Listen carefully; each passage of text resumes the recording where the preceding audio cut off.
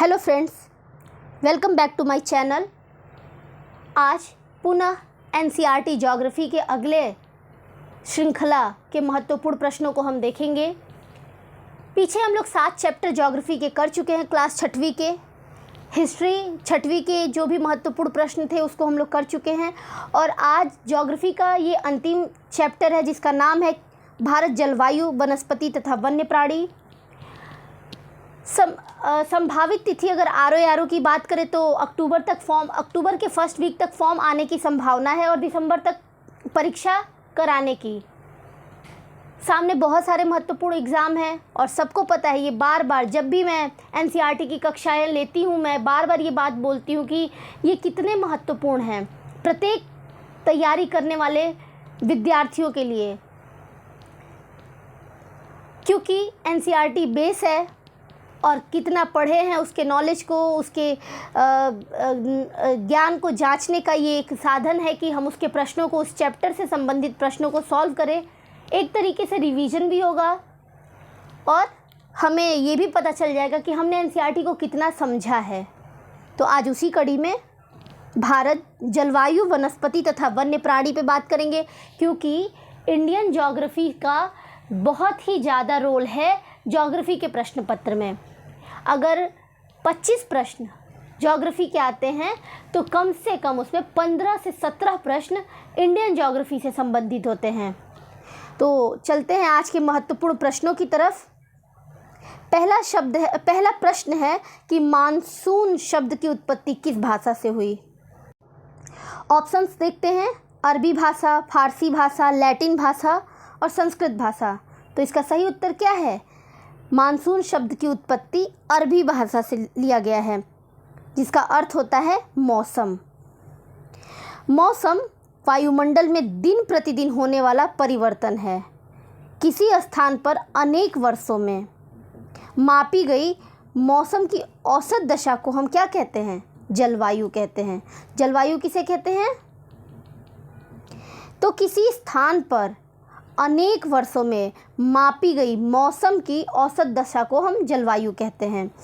ये श्रृंखला ना सिर्फ पीसीएस, आईएएस, आरओ, बीईओ के लिए ही महत्वपूर्ण है, बल्कि सीटेट, यूपीटेट, एसटेट किसी भी एग्ज़ाम की बात कर लें, ये सबके लिए महत्वपूर्ण है।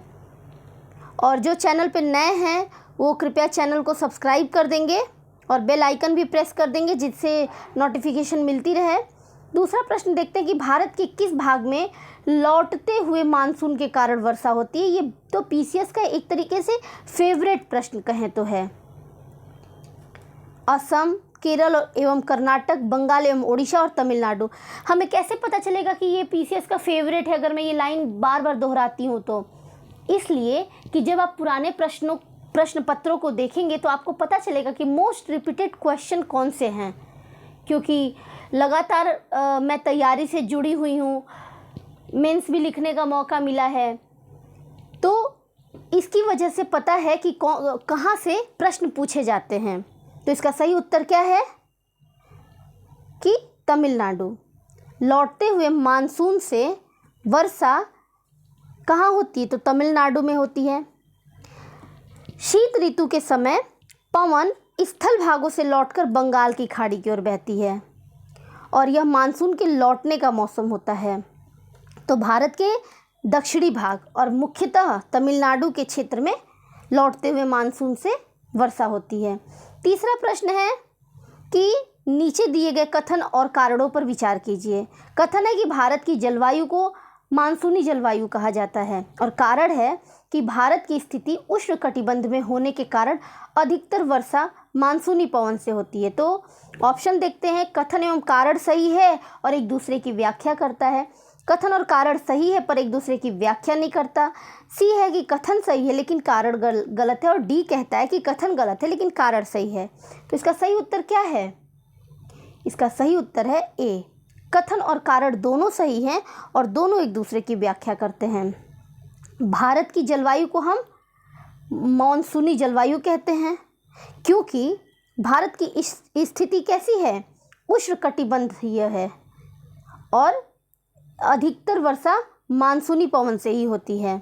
जब अक्षांश और देशांतर रेखाओं के संदर्भ में बात कर रहे थे, अक्षांशीय स्थिति, देशांतरीय स्थिति, कर्क रेखा, मकर रेखा, इसी चैनल पर एनसीईआरटी के प्लेलिस्ट में जो पिछले अध्याय हैं, जिनको आप लोग जिन्होंने नहीं देखा होगा कृपया उसको जाकर देखें, तो इससे क्लियर हो जाएगा कि उष्णकटिबंध, उपोष्णकटिबंध, शीत कटिबंध, शीतोष्ण कटिबंध, ध्रुवीय क्षेत्र, इन सब चीज़ों पे हमने बात की हुई है।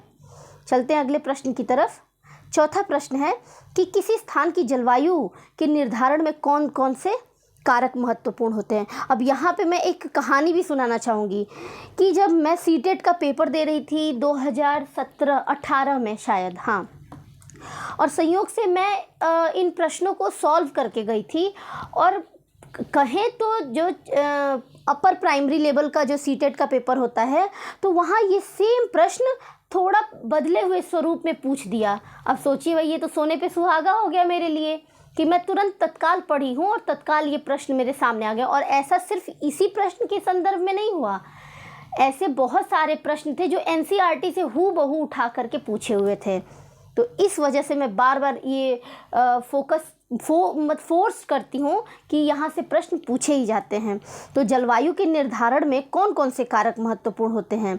स्थान की स्थिति, ऊंचाई, समुद्र तल से दूरी और उच्चावच। देखते हैं कुट 1, 2 और 3, बी कह रहा है 2, 3 और 4, सी कह रहा है 3 और 4 और डी कह रहा है कि उपरोक्त सभी। तो जलवायु के निर्धारण में कौन कौन से कारक महत्वपूर्ण हैं? तो जितने भी यहाँ कारक दिए हैं ये सभी जलवायु के निर्धारण में महत्वपूर्ण कारक होते हैं।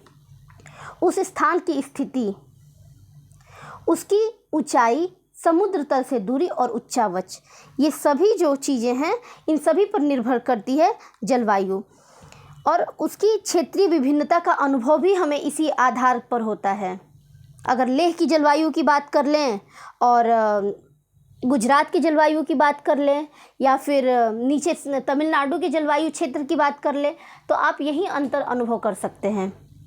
पांचवा प्रश्न है कि विश्व में सर्वाधिक वर्षा कहाँ होती है? विश्व में ऑप्शन है पंचमढ़ी, चेरापूंजी, मासिनराम और ऊटी। तो ये तो बचपन से हम लोग पढ़ते आए हैं। सर सबसे लंबा, सबसे ऊंचा, विश्व में महत्वपूर्ण तो जो मौसिनराम है मेघालय में, वहाँ सर्वाधिक वर्षा होती है। अगला प्रश्न छठा कि भारत में उष्णकटिबंधीय वर्षा वन कहाँ पाए जाते हैं? भारत में उष्णकटिबंधीय वर्षा वन कहाँ पाए जाते हैं? इससे भी संबंधित पिछले अध्याय में बात हो चुकी है। अंडमान निकोबार द्वीप समूह, उत्तर पूर्वी राज्यों में, पश्चिमी घाट में और हिमालय पर्वतीय क्षेत्रों में। कुट देखते हैं कि कौन सा सही है। 1, 2 और 3, 2, 3 और 4, 1, 2 और 4 और डी कह रहा है कि उपरोक्त सभी। तो इसका सही उत्तर क्या है? ए, जो उष्णकटिबंधीय वर्षा वन है वो अंडमान निकोबार द्वीप समूह, उत्तर पूर्वी राज्यों और पश्चिमी घाट में पाई जाती है। उष्णकटिबंधीय वर्षा वन वहाँ पाए जाते हैं जहाँ जिन क्षेत्रों में सर्वाधिक वर्षा होती है। और ये वन कैसे होते हैं? इतने घने होते हैं कि सूर्य की जो प्रकाश, सूर्य की किरणें हैं वो ज़मीन तक नहीं पहुँच पाती हैं। ये वन अगर देखें तो वर्ष के अलग अलग समय पर अपनी पत्तियां गिराते हैं और वे हमेशा एक तरीके से हरे भरे दिखाई देते हैं। इसीलिए इन वनों को हम और किस नाम से जानते हैं? तो सदाबहार वन। इन वनों को हम सदाबहार वन के नाम से भी जानते हैं। और ये कहाँ कहाँ पाए जाते हैं? तो अंडमान निकोबार द्वीप समूह में, उत्तर पूर्वी राज्यों के कुछ भागों और पश्चिमी घाट की संकरी पट्टी में भी पाए जाते हैं। सातवां प्रश्न है कि हमारे देश के अधिकांश भाग में किस प्रकार के वन पाए जाते हैं? उष्णकटिबंधीय वर्षा वन, उष्णकटिबंधीय पतझड़ वन, पर्वतीय वन और मैंग्रोव वन। अगर इस पे विस्तृत समझना है तो जब हम क्लास 11th की एनसीईआरटी जब करेंगे वहाँ पे डीपली दिया हुआ है। और जिनको खुद से भी पढ़ना है तो वो ये मस्ट है कि वो ज्योग्राफी क्लास 11th की एनसीईआरटी पढ़े ही पढ़ें। तो इसका सही उत्तर क्या होगा कि अधिकांश भागों में उष्णकटिबंधीय पतझड़ वन पाए जाते हैं। इन वनों को हम और किस नाम से जानते हैं? इन वनों को हम मानसूनी वन भी कहते हैं। और ऐसे वन क्या होते हैं? कम घने होते हैं और वर्ष के एक निश्चित समय में अपनी पत्तियों को गिराते हैं। अगला है 8वां प्रश्न है कि नीचे दिए गए कथनों में से कौन से कथन सत्य हैं?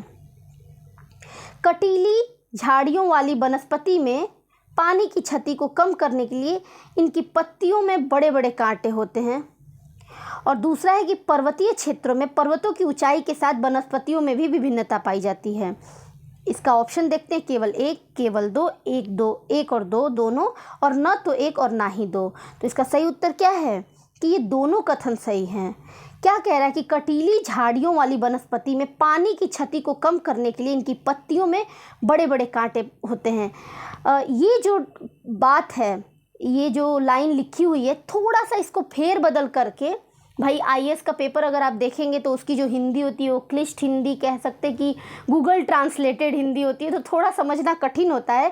सेम सेंटेंस को थोड़ा गूगल ट्रांसलेटेड लैंग्वेज में आईएएस 2020 प्रीलिम्स में पूछा हुआ है, क्योंकि तब मैं आईएएस 2020 का प्रीलिम्स दे रही थी, वहाँ सेम यही क्वेश्चन पूछा था।